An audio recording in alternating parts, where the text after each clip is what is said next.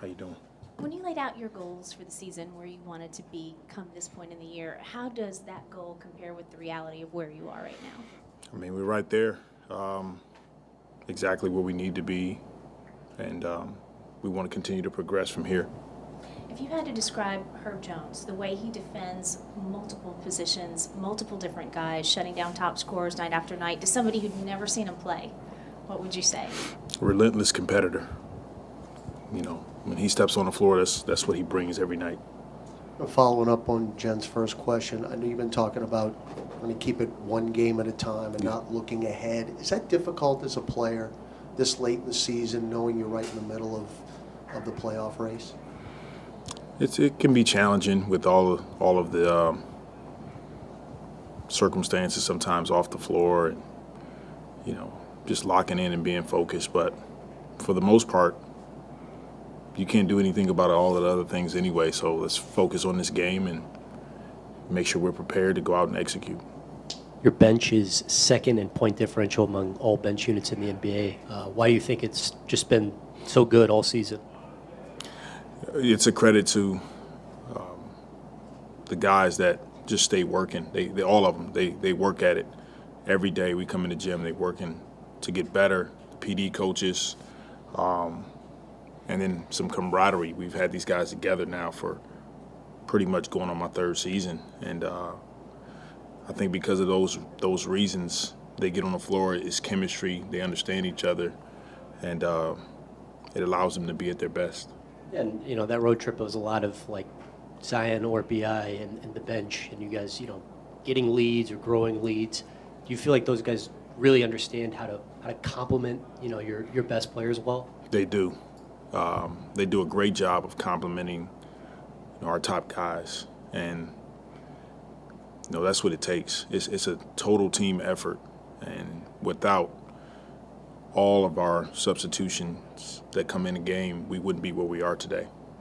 And throughout the season, you guys just more and more have been playing the zone defense, kind of leaning on it a little bit more.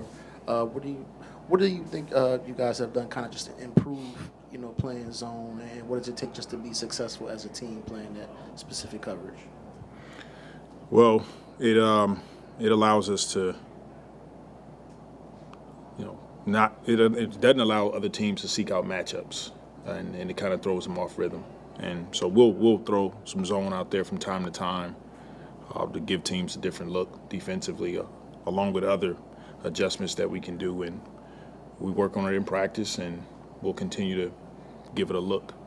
And you think you guys have personnel that fits zone scheme, just with the length and the versatility you guys have on the wing? Yeah, we do. We believe we have the personnel to fit zone, and you know, it's been working for us thus far. We like the numbers that we're getting back off of it. So, in the Defensive Player of the Year race, and obviously Herb's in this race, but it's not about him specifically. Just wondering, the way the game's kind of being played, and especially officiated right now, relative to everything you've seen in your career, how difficult is it? Is it more difficult to play defense now than it's ever been, and what are the attributes that I guess would stand out in a candidate for Defensive Player of the Year, the way the game's played right now? So to answer the first question, yes, I believe it's more difficult for individual defenders, the way the game is called and the way the game is played. I believe some attributes that you guys have, the guys I've seen, the best defenders, is they have amazing instincts for on-the-ball and off-the-ball defense, quickness, hand speed, foot speed, and then they're tough. All of the top defenders, they're tough, either toughness in protecting the basket, some of our bigs in this league, or on-the-ball defenders, Marcus Smart and Draymond and Herb. You can put them in those categories along with others. They bring a level of mental and physical toughness to the game.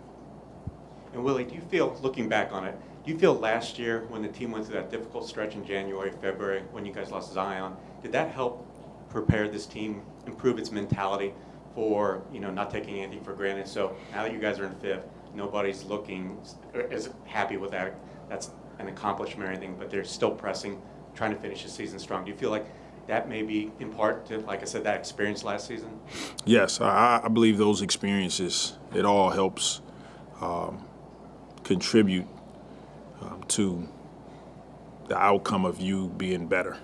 And but we have to have that perspective that we can go through those type of difficulties and adversity and feel like we can gain a lot of good. And I feel like that's what our guys do. They look at situations, they stay together. And last season was difficult when we had some of those injuries, but we just stayed together, continue to come in every day, working at it. And when you have those type of experiences, it can help you in the long run. And we're seeing some of that now.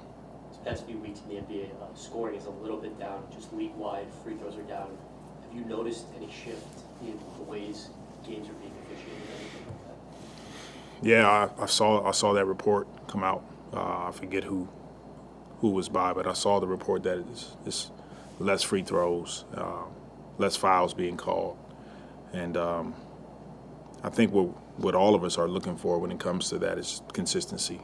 So if the game is being called a certain way, it should stay that way, quarter by quarter, game by game. It allows coaches, players, more specifically to make those adjustments.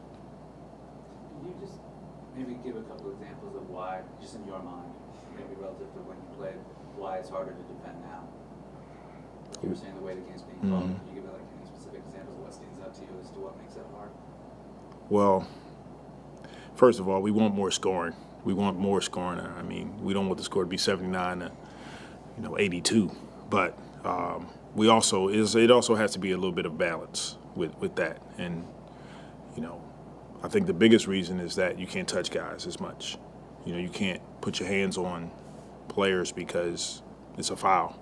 So in order to guard, these elite athletes, in order to be able to somewhat stay in front of them, you got to be able to touch them at some point without that being a foul. And I think that's what everybody's trying to have balance with. The referees. We got the best referees in the league, and they're trying to figure it out. The league is trying to figure it out. We're trying to figure it out how to continue to make those adjustments. Can't touch Zion. Can't touch Zion. I'm not going to touch that. All right.